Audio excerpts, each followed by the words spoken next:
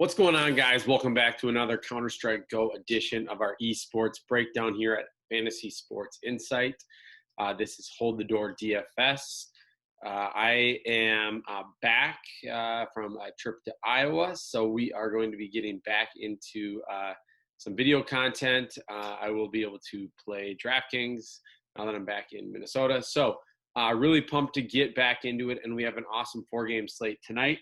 That we had a similar one this morning that we just crushed. So let's get into the slate. A couple other things. We'll talk about the odds, game by game breakdown, and then the showdown slate that will be not available here on the video. I will put the core out for our premium now esports channel at $5 a week.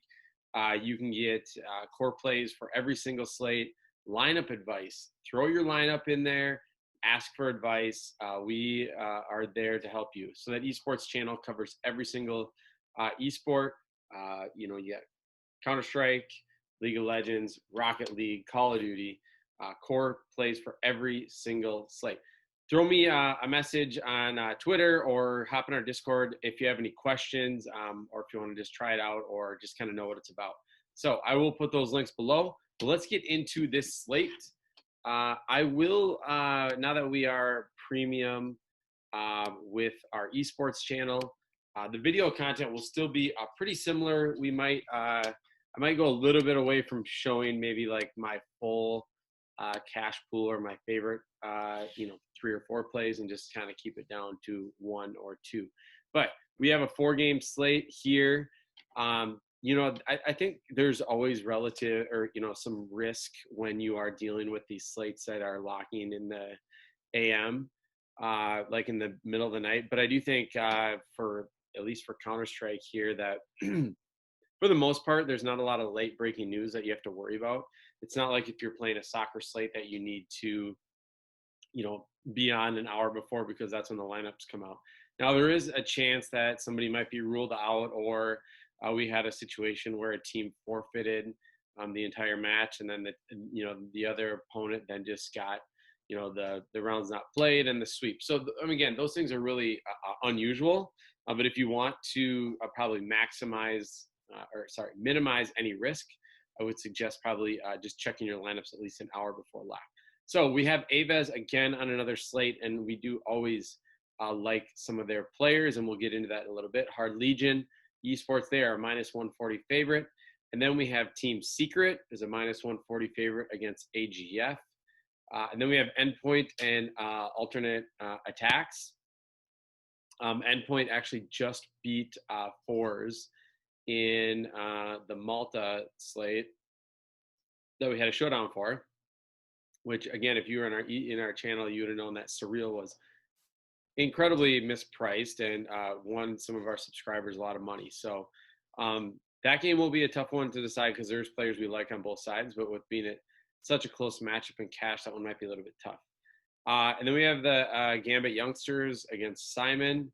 We get some Shiro. Finally, I don't think he's been on a slate for a long, long time. So let's get into the slates here. We will start with Hard Legion and Avas. Avas being the slate favorite. Let's start on their side.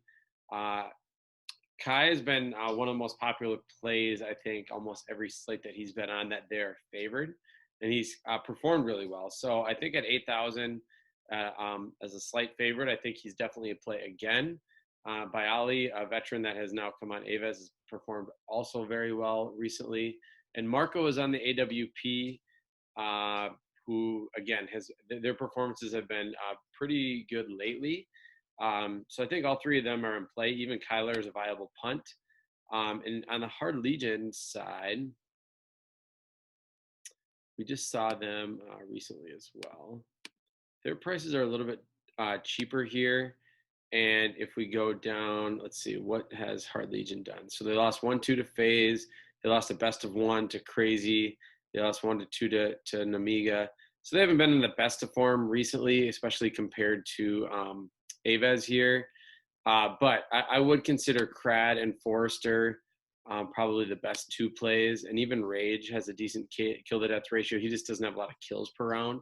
So he's dying less, but not really killing many people. And then these two I would fade.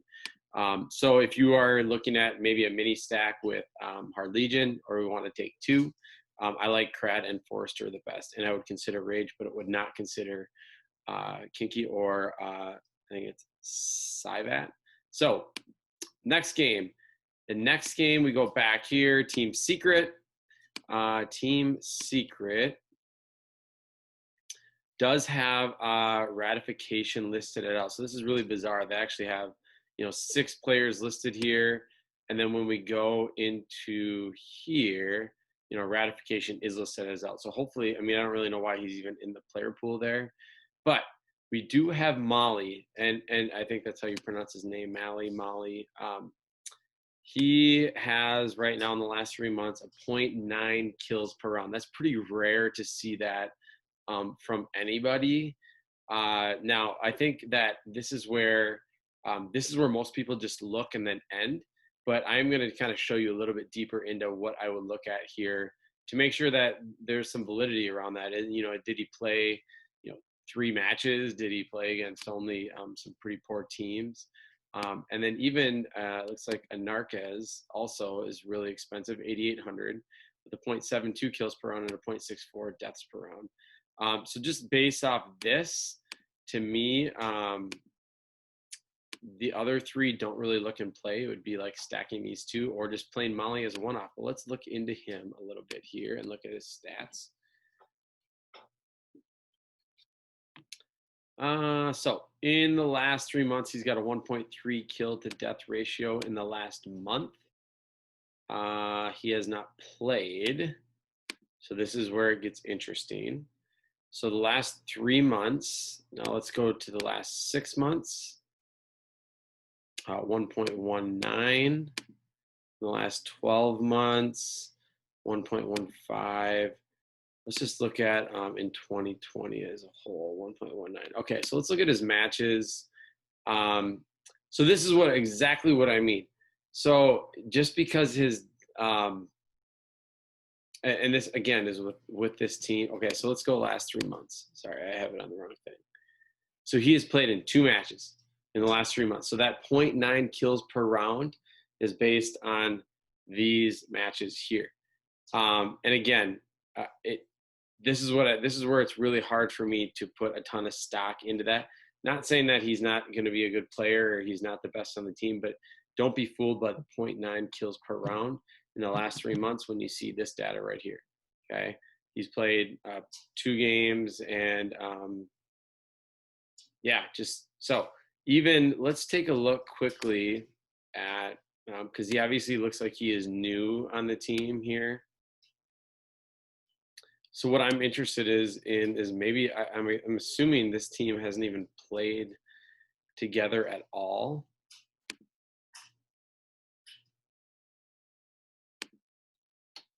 This guy has hardly played in the last year, let alone in the last 3 months. So now I might, retract my statement of saying that he's a complete one-off. Or he's definitely, people are going to flock to him because they see this 0.9. But is it real? Is it viable or realistic? That's not really how I see it here. So let's go to all stats for Secret. We will move on into the next one. Okay, so he's not even, so he's new, not even with this lineup. Because if I only go with the guys that have been playing together, we see Anarquez in the last 16 maps has been by far the best. And then Molly is not even in this group. So for me, Molly is going to be a fade at 9K. I think the data is really misleading, and I will let other people go that route. I prefer Anarquez over Molly. On the other side, AGF. 2 top fraggers are TMB and Forslev. Kristalu was playing for North.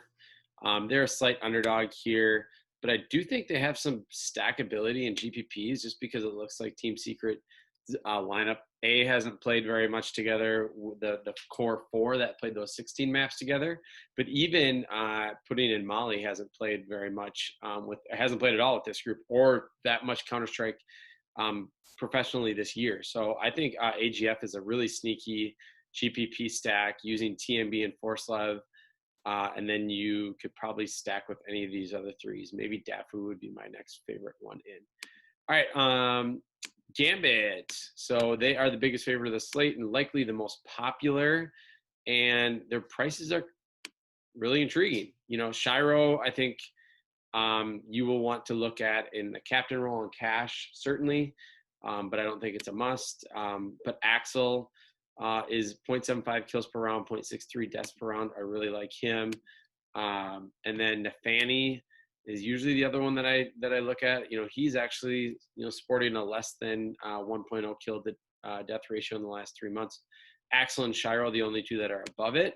But I think that if we let's look into their kill share here, and that I think Nafani, and this could just be another case similar to Zaiwu and Simple, that Shiro just takes up such the market share of the kills. Like, look at these guys have played together the last 324 maps. So let's look at their history. So actually, Nafani's been the worst. Wow. Shiro with over 2,000 kills in the positive in the last, since these guys have played together in the last 324 maps.